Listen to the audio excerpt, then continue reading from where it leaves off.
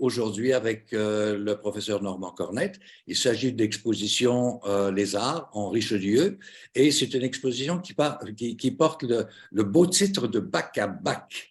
Alors, Normand, bonjour et bienvenue. Bonjour, merci pour l'invitation, Monsieur McQuaid.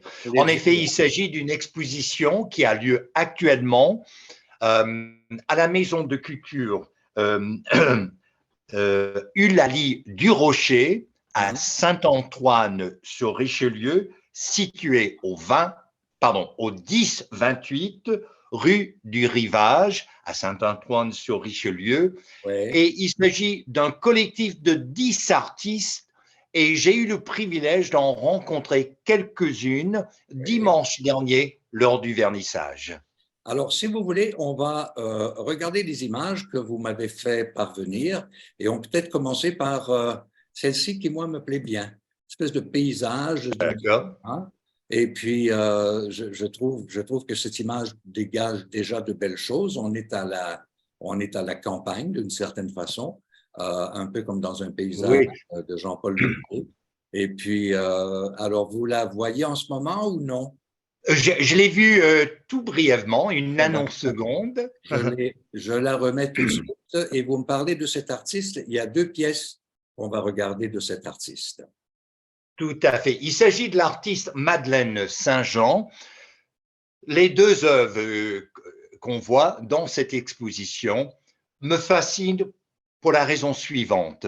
D'abord, l'artiste Madeleine Saint-Jean, elle travaille avec le papier fait main par elle-même, de sorte que dans ces deux tableaux, on a l'impression qu'il s'agit, à toute fin pratique, des bas-reliefs, tant l'effet est textuel, tactile.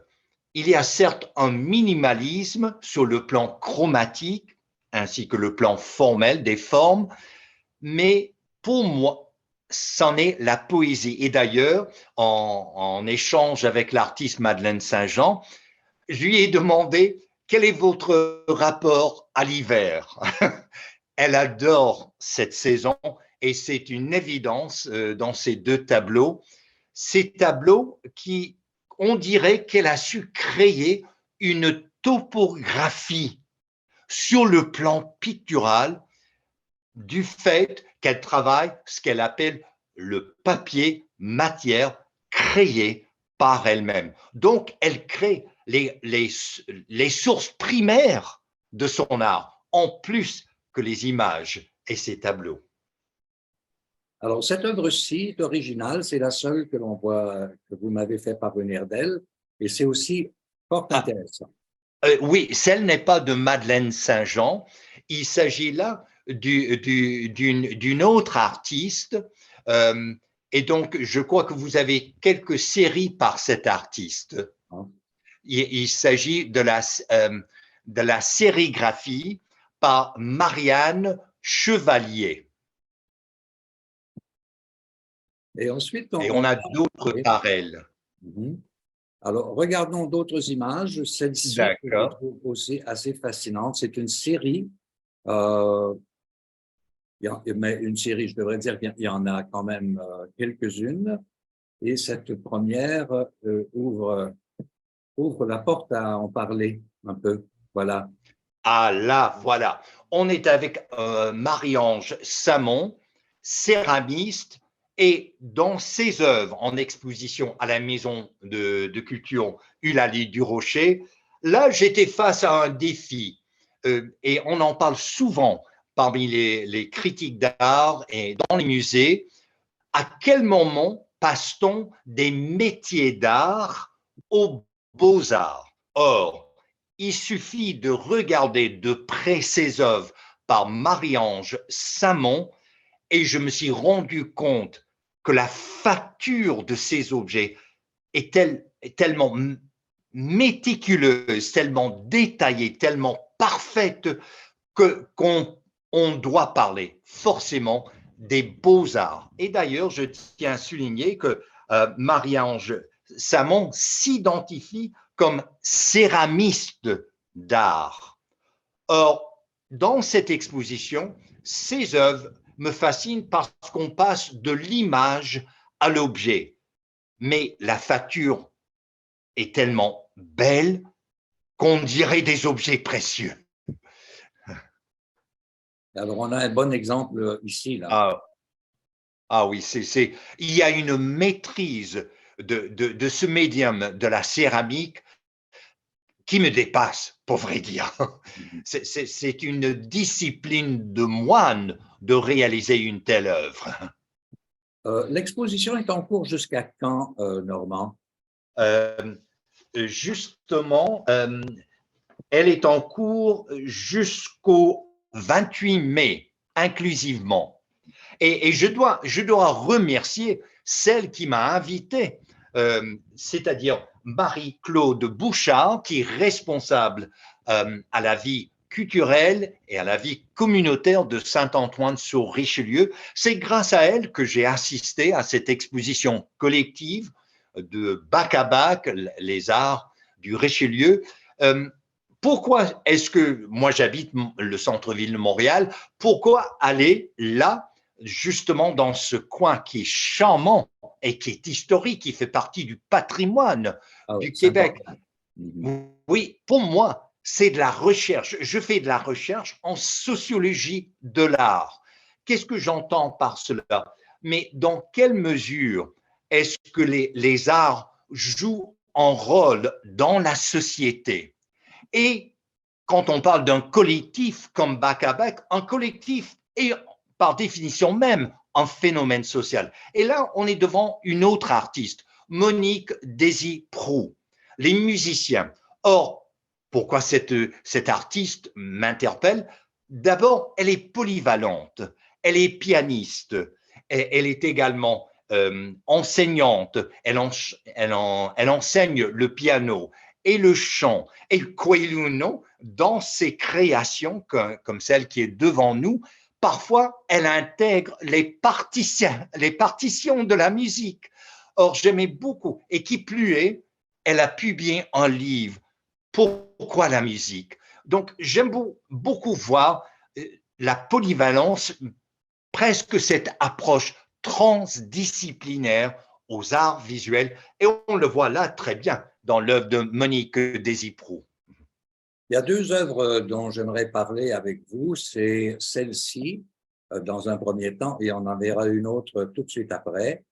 Ah oui, là on est avec Marianne Chevalier et, qui travaille en sérigraphie. Je vous avoue que chez elle, ces œuvres dégagent une énergie, mais j'irai plus loin, une synergie entre les couleurs, donc synergie chromatique, synergie entre les formes, donc une synergie formelle, et elle crée un mystère qui plane dans ses œuvres. Ça me fascine, je dirais que j'avais l'impression qu'elle est dans un élan créatif.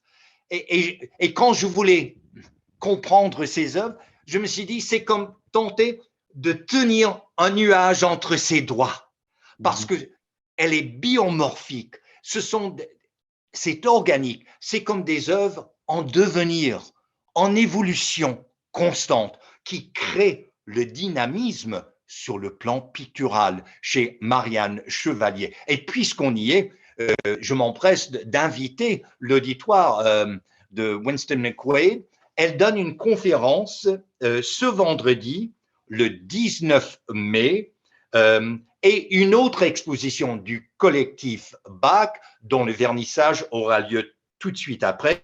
Et tout cela se passe sur le site de la Maison nationale des Patriotes, et ce qui est situé justement 610 chemin des Patriotes, Saint-Denis sur Richelieu. Là, on est avec une autre artiste, Sylvie Fournier. Je suis entré à la Maison de la Culture Eulalie du Rocher et d'emblée, cette œuvre même m'a interpellé.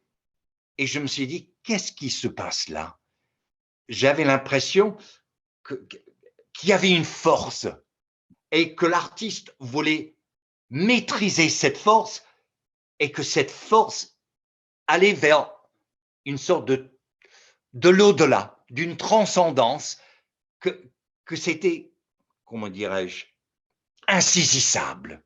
Et en parlant avec l'artiste Sylvie Fournier, elle m'a expliqué que cette œuvre, ainsi que les autres qui figurent dans l'exposition Variations d'art d'ici, à Saint-Antoine-sur-Richelieu, eh bien, elle crée sur le jet, dans l'instant même, et elle arrive à traduire. Là, on est avec une autre artiste qui, pour toute autre raison, m'a fasciné. Il s'agit de l'artiste Ginette Maheu.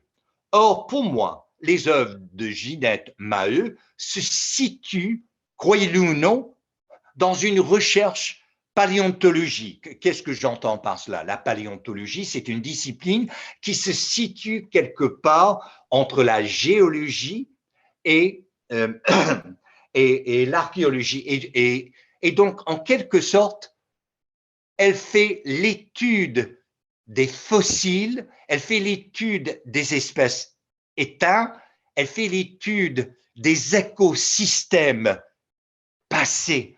Et je me suis demandé en regardant ses œuvres, eh bien, est-ce qu'elle plonge dans sa conscience individuelle ou fait-elle plutôt le génie de plonger dans la conscience collective?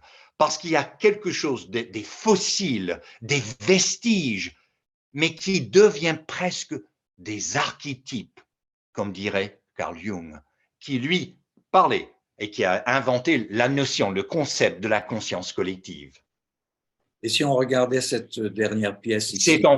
C'est encore Ginette Maheu, et encore, comme je vous dis, elle nous plonge dans une ambiance primordiale. C'est comme retourner aux sources de la création par ces archétypes qu'elle crée dans ses œuvres. Et c'est poétique, n'est-ce pas? Qu'est-ce que j'entends par cela? C'est une économie de moyens. Elle dit le maximum avec le minimum. Regardez sur le plan chromatique, il y a si peu de couleurs. Sur le plan formel des formes, si peu de formes. Mais c'est symbolique. C'est primitif dans le meilleur sens du terme. On se méfie maintenant d'un tel langage dans les cercles intellectuels. Alors, Normand, je profite de l'occasion pour dire que cette exposition Bac à Bac est en cours. Elle est à Saint-Antoine sur le Richelieu, qui est oui, vous le disiez tout à l'heure, un site à la fois historique mais très pittoresque aussi. C'est très, très beau. Le long de la rivière, c'est absolument magnifique.